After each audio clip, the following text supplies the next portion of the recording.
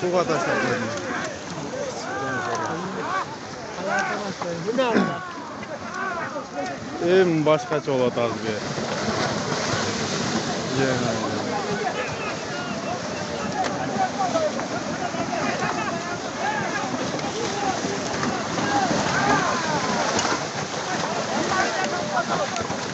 Orada olsun.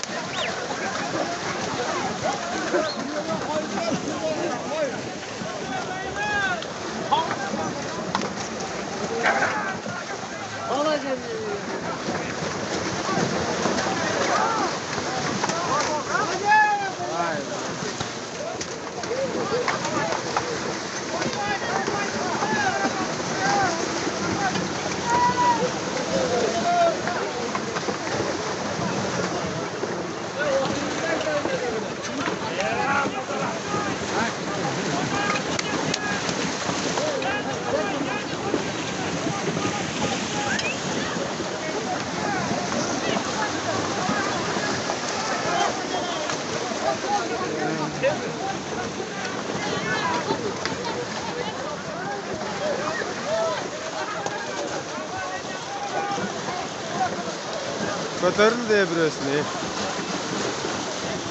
Kimge götürüldü?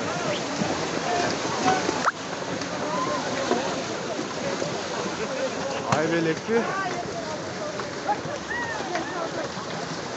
Kimge çıktı? Altıma şifal var. Allah'a